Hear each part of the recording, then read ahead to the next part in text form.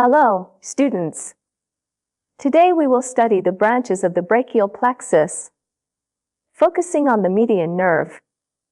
Composition and location of the brachial plexus.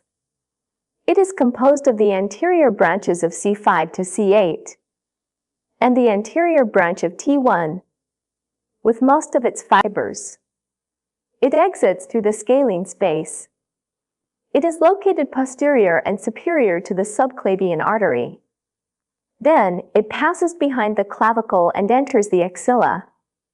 The 5 sources, also called nerve roots, of the brachial plexus repeatedly branch and combine to eventually form 3 cords. Within the axilla, the 3 cords surround the middle part of the axillary artery from the medial, posterior, and lateral sides. Thus, they are named the medial cord, posterior cord, and lateral cord of the brachial plexus, respectively. Branches of the brachial plexus. The branches of the brachial plexus can be divided based on their location of origin into supraclavicular branches and infraclavicular branches. The supraclavicular branches are mostly short muscular branches, distributed to the deep neck muscles and superficial back muscles. Except the trapezius, part of the thoraco-upper limb muscles, and the muscles of the shoulder girdle, the infraclavicular branches arise from the 3 cords. Most are long branches, distributed to the shoulder, thorax, arm, forearm, and hand, including muscles, bones, joints, and skin. Axillary nerve, C5, C6. It arises from the posterior cord of the brachial plexus.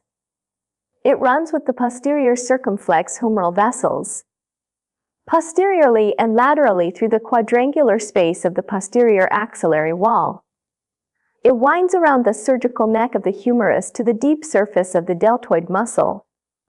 Its muscular branches supply the deltoid and teres minor muscles. Its cutaneous branch is called the superior lateral brachial cutaneous nerve. It emerges from the posterior border of the deltoid muscle. It innervates the skin of the shoulder and the upper lateral part of the arm. Musculocutaneous nerve, C5, C7. After arising from the lateral cord of the brachial plexus, it passes obliquely laterally through the coracobrachialis muscle and descends between the biceps brachii and brachialis muscles. Its muscular branches supply these 3 muscles. Its cutaneous branch, just above the elbow joint, pierces the deep fascia lateral to the lower end of the biceps brachii muscle. It is called the lateral antebrachial cutaneous nerve. It innervates the skin of the lateral forearm. Median nerve, C6, T1. It arises by 2 roots from the medial and lateral cords of the brachial plexus. The 2 roots embrace the axillary artery anteriorly or laterally. They converge at an acute angle inferiorly to form the median nerve trunk. It descends along the medial bicipital groove. It crosses over the brachial artery from lateral to medial. It then runs with the artery to the cubital fossa. Then, it passes downward through the pronator teres and the tendinous arch of the flexor digitorum superficialis. It descends in the midline of the forearm between the flexor digitorum superficialis and profundus muscles. It reaches the wrist on the radial side, deep between the tendons of the flexor carpi radialis and palmaris longus muscles. It enters the carpal tunnel. It reaches the palm deep to the palmar aponeurosis. The median nerve generally has no branches in the arm. It gives off many muscular branches in the elbow and forearm regions. And the anterior interosseous nerve, which descends along the anterior surface of the interosseous membrane of the forearm, innervating all the anterior forearm muscles except the brachioradialis, flexor carpi ulnaris, and the ulnar half of the flexor digitorum profundus, as well as nearby joints. At the radial side of the lower border of the flexor retinaculum of the hand, A short and thick palmar branch of the median nerve arises from the lateral border of the median nerve. This is the palmar branch of the median nerve.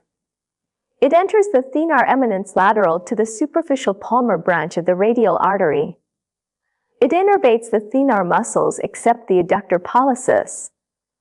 In the palmar region, the median nerve gives off several common palmar digital nerves. Each common palmar digital nerve descends near the metacarpal head, then divides into two proper palmar digital nerves. They run along the opposing sides of the fingers to the fingertips. In the hand, the median nerve supplies the first and second lumbrical muscles and the thenar muscles. Except the adductor pollicis and the skin of the palmar surface of the radial 3½ fingers, including their middle and distal phalanges. Surface projection of the median nerve. It can be marked from the upper end of the medial bicipital groove, starting from the pulsation point of the brachial artery down to the anterior aspect of the humerus, slightly medial to the midpoint of the line connecting the medial and lateral epicondyles. Then, along the midline of the forearm to the wrist, between the tendons of the flexor carpi radialis and palmaris longus muscles. This represents its core. Students, in this class we have studied the median nerve. In the next class, we will begin studying the ulnar nerve.